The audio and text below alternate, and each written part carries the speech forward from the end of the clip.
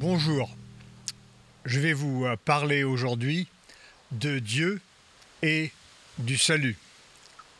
Vous savez, quand on dit au revoir à une personne ou bien on dit bonjour, il nous arrive de dire salut entre amis. Ce terme vient en fait de la Bible et nous allons voir aujourd'hui ce qu'il signifie. Alors d'abord, au sujet de Dieu, je voudrais vous expliquer ce que Dieu n'est pas. Il n'est pas une invention, il n'est pas non plus un mensonge, il n'est pas non plus une idée comme développée pour décrire un fait complotiste, comme par exemple dans Karl Marx, nous lisons que la religion, la chrétienté, constitue l'opium du peuple. Dieu n'est pas non plus une idée qui provient de l'homme. Il n'est pas le produit de l'imagination humaine. Selon Jean Calvin, le réformateur, l'homme est une usine qui fabrique des idoles, évidemment dans sa tête. Dieu n'est pas non plus le contenu d'une philosophie qui viendrait d'une certaine sagesse de l'homme. Il n'est pas non plus une conscience humaine détachée avec un système indépendant. Il n'est pas non plus une loi, un code moral détaché de lui-même avec une justice en elle-même provenant de l'homme. Dieu n'est pas un être possédant moins que tous ses attributs, qui sont nombreux.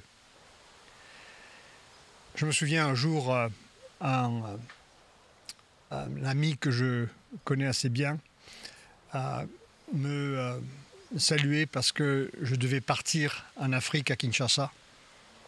Et en partant, il m'a dit « que la force soit avec toi ». Et je voudrais vous dire ici que Dieu n'est pas la force. Dieu n'est pas non plus une énergie cosmique par elle-même. Dieu est à la fois hors et dans le cosmos. C'est-à-dire qu'on ne peut pas dire que c'est une énergie cosmique parce qu'il est en même temps dans, mais il est aussi hors de ce cosmos. Ce n'est pas le contenu d'une légende, comme l'Iliade et l'Odyssée. Ce n'est pas un esprit détaché parmi d'autres, comme par exemple dans l'animisme, qui est une religion qui est très répandue dans différents pays dans lesquels je suis allé, notamment en Afrique, mais aussi dans beaucoup d'autres pays. Le terme anima signifie en latin force, vie. Et cette religion, l'animisme, est en fait projetée par la pensée de l'homme. Les animistes font des sacrifices à ces soi-disant divinités qui sont souvent représentées par des idoles en bois, en pierre, en or, en bronze, etc. Et ils s'attendent à recevoir des avantages de ces divinités. Alors, Dieu n'est pas une divinité qui est contenue dans une idole. Il n'est pas le Dieu qui n'existe pas. Quand on mentionne Dieu et qu'on pense que ce Dieu n'existe pas, ce n'est pas ce Dieu-là. Le Dieu que nous connaissons, c'est le seul et unique qui existe et qui est. Quiconque pourrait croire qu'il existe, Dieu a été et continue à être. Il n'est pas non plus un Dieu autre que celui qui est décrit dans les Saintes Écritures de l'Ancien et le Nouveau Testament. Il n'est pas un Dieu non plus qui est autre que celui à qui on accède par l'unique chemin du salut révélé dans la Bible. Il est donc un seul Dieu Il est une simple et pure essence spirituelle, éternelle, invisible, immuable, il ne change pas, infini, incompréhensible. Nul ne peut expliquer Dieu, alors que lui peut tout expliquer sur nous. Il est ineffable, il peut toute chose, qui est tout sage, et il est aussi tout bon. Il est tout juste, et il est tout miséricordieux. Je voudrais maintenant vous mentionner certaines erreurs qui ont à voir avec notre salut. D'abord, nous ne sommes jamais sauvés par le perfectionnisme, ni par une vie exemplaire auprès des hommes. Ceci équivaudrait à être sauvés par nos propres mérites. Nous ne sommes pas non plus sauvés par un sacrifice personnel. Ce n'est pas en s'occupant des pauvres pendant le reste de votre vie que cette œuvre va vous sauver. Ce n'est pas par la souffrance personnelle. Quelquefois, on entend « Ah oui, elle, vous savez, elle a tellement souffert. Elle a tellement souffert ici-bas, elle va mériter le ciel. » Il n'en est pas ainsi. La souffrance personnelle, malgré que très désagréable et très difficile à vivre, ne nous fait pas hériter du salut éternel. Ce n'est pas non plus une décision qui provient de la sagesse, notamment calculée, réfléchie, ou bien une recherche même spirituelle de l'homme. Ce n'est pas un acte présumé méritoire de foi. Même la foi que nous avons nous est donnée par Dieu, par grâce. Ce n'est pas le fait seul, par exemple, du baptême, ou bien de participer à la Sainte Seine. C'est Théodore de Bèze, un disciple de Jean Calvin, signataire de la Convention de foi de La Rochelle, qui a dit que la présence de Dieu dans l'hostie, quand le prêtre l'élève à son assemblée, et sa présence de Dieu est aussi loin de l'hostie que le plus haut des cieux. Alors, ce n'est pas en prenant la Sainte Seine que nous allons être sauvés. Alors, il n'y a pas non plus un salut en passant par le purgatoire, car il n'est pas possible de purifier l'âme après la mort. Aujourd'hui, Jésus a dit au criminel crucifié à côté de lui, celui qui s'était repenti, il a dit « Aujourd'hui, tu seras avec moi au paradis. » Comment ça se fait? Un homme qui était un criminel, probablement tué certaines personnes de sa propre main, et il vient se repentir à Jésus, et il lui dit « Aujourd'hui, tu seras avec moi au paradis. » C'est à peu près 15 heures de l'après-midi, et le soleil se couchait vers 19 heures à Jérusalem de ce temps-là. Alors comment ça se fait qu'un criminel va être le jour même, en fait, 3-4 heures plus tard, au paradis avec Jésus s'il a commis tant de péchés? S'il y avait un purgatoire, il devrait y passer beaucoup de temps. Il n'y a aucune référence au purgatoire dans la Bible canonique. Il y a seulement une mention de Judas Maccabée dans un livre non canonique apocryphe, où Judas Maccabée fait une intercession pour les morts. Et je vous rappelle que ce livre n'est pas canonique. Ni les protestants ni les catholiques ne le reconnaissent comme catholique. Mais la doctrine du purgatoire a été fondée sur ce passage. Alors nous devons aussi faire attention de ne pas juger que nous ne sommes pas aussi mauvais que cela, car la parole nous dit que nous sommes tous pécheurs. Il ne faut pas non plus juger que Dieu sauvera tout le monde parce qu'il est bon, il a un attribut de bonté. Mais il ne faut pas oublier qu'il est aussi juste et qu'il va juger ceux qui l'ont offensé et principalement juger ceux qui ont refusé d'entendre la bonne parole de l'Évangile. Et ils ont endurci leur cœur. Et à cela, Dieu est réservé le jugement. C'est pour cela qu'on ne peut pas dire que Dieu sauvera tout le monde. Dieu a montré dans l'histoire biblique qu'il sauve certains et que d'autres ne le sont pas.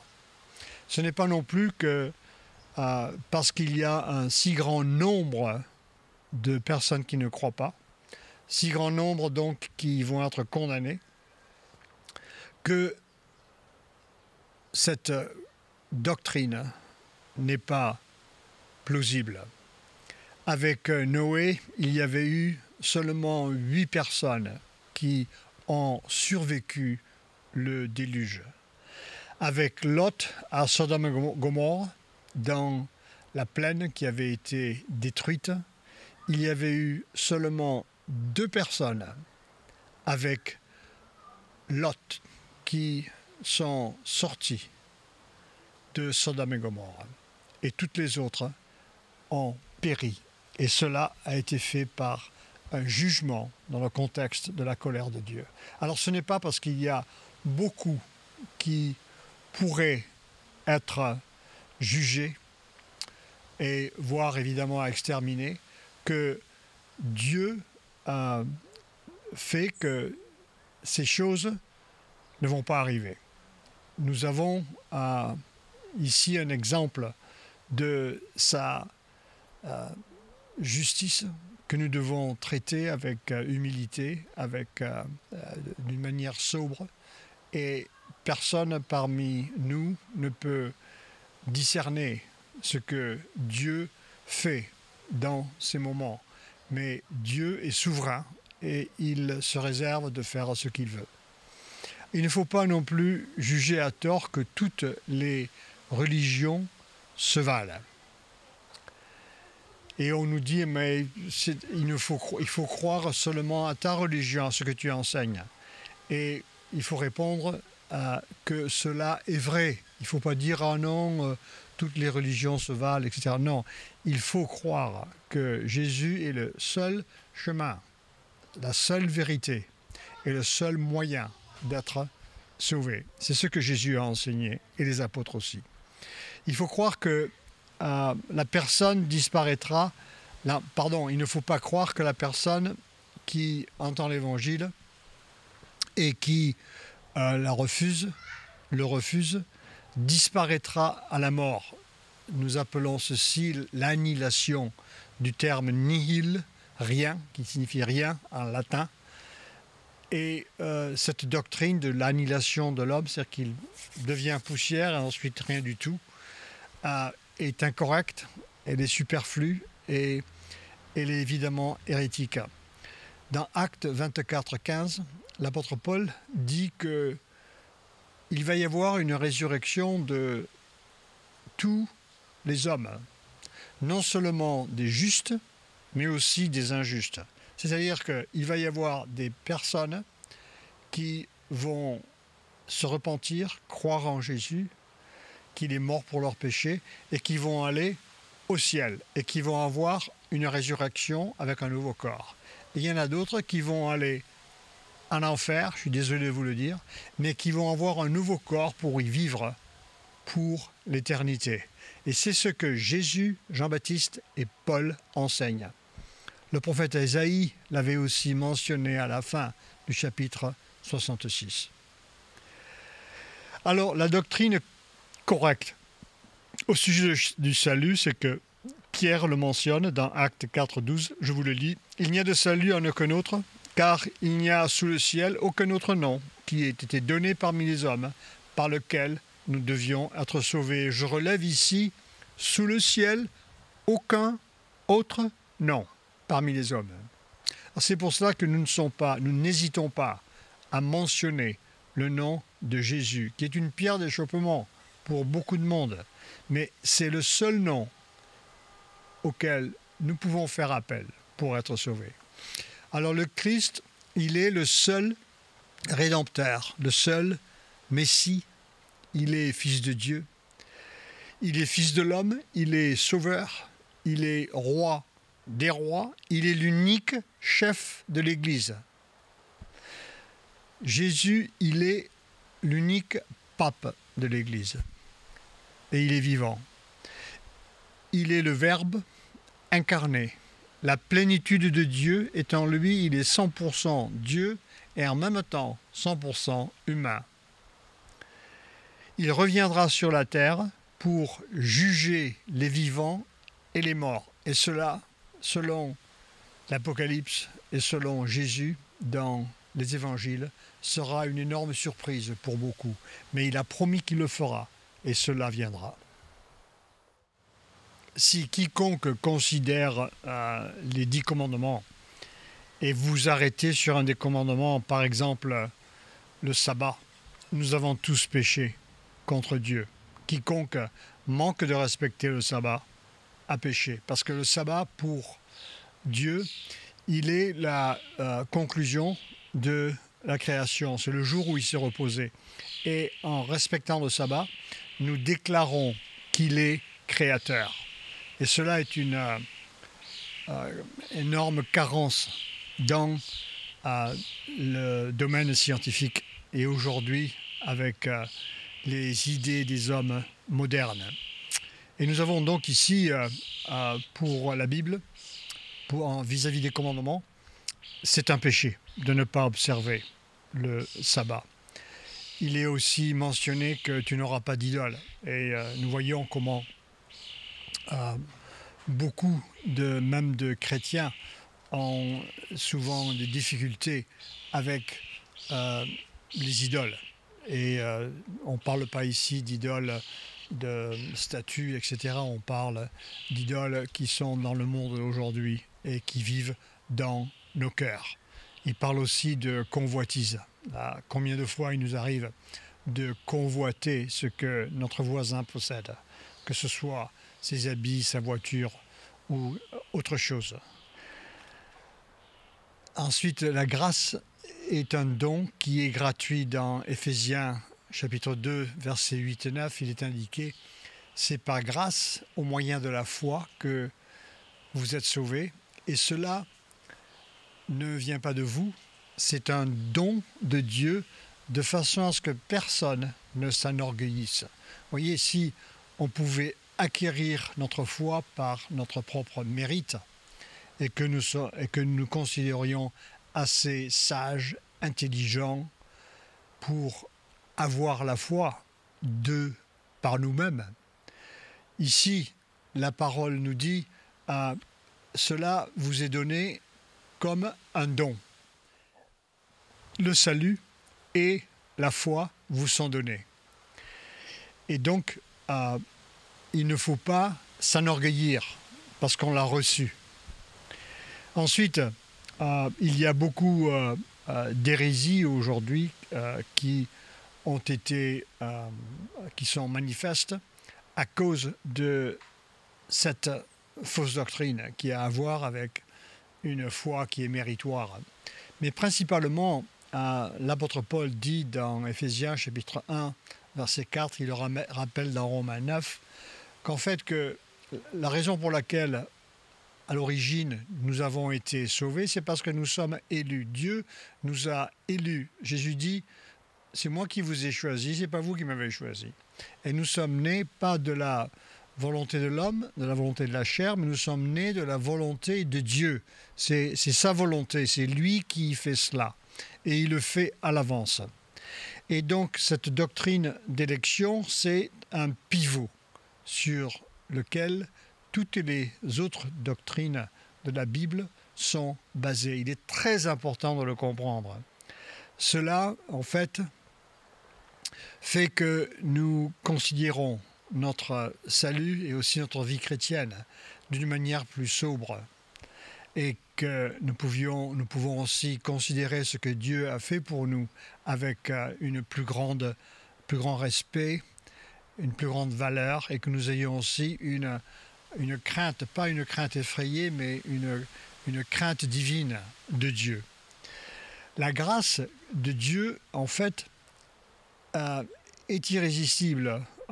Jésus dit dans Jean 6, 44, « Personne ne peut venir à moi que je l'attire. » Et le terme grec employé là est « elko » qui signifie en fait tirer. Le terme est employé dans Jean 21 quand Pierre tire les poissons. Évidemment, ces poissons sont tirés irrésistiblement. Et c'est ainsi que Dieu, je sais, pour moi personnellement et beaucoup d'autres chrétiens qui sont élus et qui sont amenés à Christ, ils ont été amenés irrésistiblement. Dieu avait choisi et il a œuvré dans beaucoup de circonstances, dans sa providence, pour nous amener à lui. Et c'est ce qui se passe quand Dieu nous a, pour ainsi dire, sur son radar. Et il nous amène à lui d'une manière irrésistible. Ensuite, la foi, il faut comprendre, c'est un don qui est gratuit, pour lequel on ne peut pas payer. Dans Philippiens, chapitre 1, verset 21, Paul dit « Il vous a été donné de croire ». La régénération est requise, mais cette régénération, ce changement spirituel, cette nouvelle naissance, dans cela, l'homme naturel est incapable, par sa nature viciée depuis la chute d'Adam, incapable de venir à Dieu. Alors, le libre arbitre de l'homme a été anéanti depuis lors. Et je vous recommande de lire un livre par Martin Luther qui est intitulé « Le libre arbitre » où il en parle. Alors, il faut réaliser que notre salut vient en fait de Dieu seul. La grâce seule est ce sur quoi nous devons faire confiance, sans œuvre méritoire. Ce n'est pas grâce plus œuvre. C'est grâce seule. Il ne faut pas mettre du vinaigre dans l'huile. Il faut garder l'huile pure ici. Nul ne sera sauvé par les œuvres de la loi, Paul dit. Alors, les œuvres chrétiennes découlent comme des fruits provenant de la vraie foi. La foi seule est requise, tels les serpents qui, dans le désert, dans l'Ancien Testament, qui avaient piqué le peuple d'Israël. Et beaucoup étaient morts à cause de cela. Et Jésus dit, à moins que je sois élevé à la croix, c'est ainsi que vous serez sauvés, à moins que le Fils de l'homme soit élevé de cette manière. Et il faisait mention de ce passage dans l'Ancien Testament. La seule chose que les personnes qui avaient été piquées pouvaient faire, c'est lever la tête et regarder ce serpent que Moïse avait élevé sur un bâton. C'est un serpent d'airain. Et de cette manière, ils étaient sauvés. Ils avaient le venin en eux, qui représente le péché. Ils avaient commis un acte de rébellion contre Moïse et contre Dieu. Nous aussi, le péché est en nous. Et il nous suffit de regarder. Il nous suffit de dire « Oui, nous sommes pécheurs. Oui, nous sommes rebellés contre toi. Pardonne-nous. Et nous croyons que tu es mort pour nous. » Et de cette manière, par la foi seule, nous sommes sauvés. Et cela était le contenu principal de la réforme.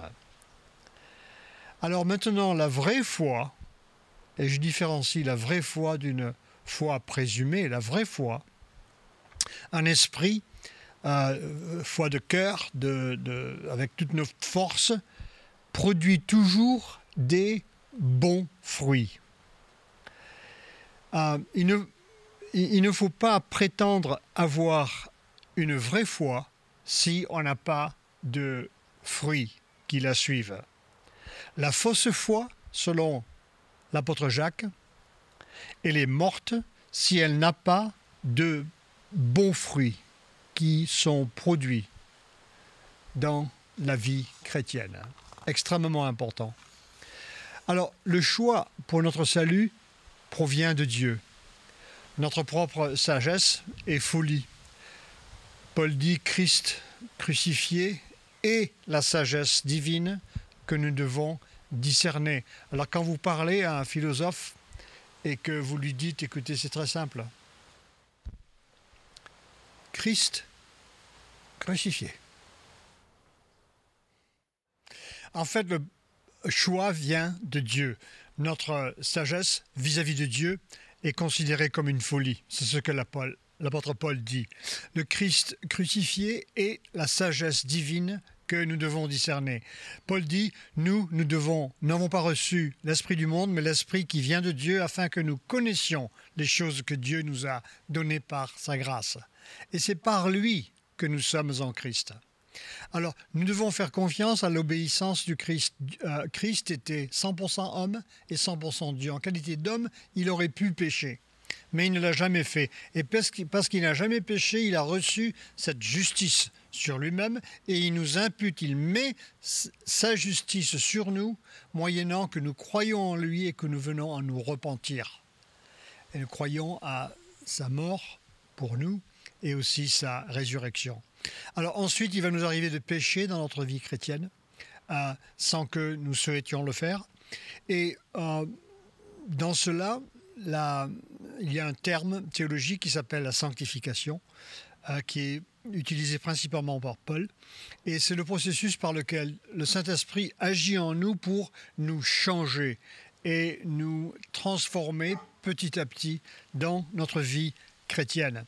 Et cela se passe pour tous les vrais chrétiens. Dès que l'Esprit est en nous, cela se passe. Alors, nous devons, dans la repentance personnelle, haïr notre péché, s'engager à se tourner à Dieu. Et nous devons réaliser que nous dépendons de Dieu pour notre changement, ensuite notre sanctification. Et donc, nous devons obéir Dieu. Et sans cela, nous serions séparés de Dieu. Alors, c'est pour ça que dans le Notre Père, Jésus dit dans le Notre Père quotidien, mais il dit aussi « pardonne-nous nos offenses ». Et c'est pour cela qu'on devrait venir chaque jour confesser nos péchés en pensée, en parole et en action. Et c'est comme quand on prend une douche tous les jours. Là, quand on le fait, on est lavé par le Saint-Esprit. Il est très utile et bon à Dieu de le faire, mais principalement bon pour nous. Paul déclare aux Athéniens qu'ils doivent se repentir. Ils doivent en fait changer d'avis intellectuellement, mais ils doivent aussi changer de vie, changer de comportement. Ça, c'est la condition de cœur. Ce sont les affections du cœur. Car ensuite, Paul dit que Dieu a fixé un jour par lequel le monde va être jugé par un homme qui est désigné par Dieu, Dieu ayant donné la preuve à tous que Jésus-Christ est ressuscité de la mort. Et cet homme, il est devenu pour nous sagesse, justification, il est aussi sanctification et il est rédemption. Et en fait, Jésus est Dieu. Jésus est aussi un homme et tout ce qui a été fait par lui, en lui et finalement, Paul dit, pour lui. Que Dieu vous bénisse.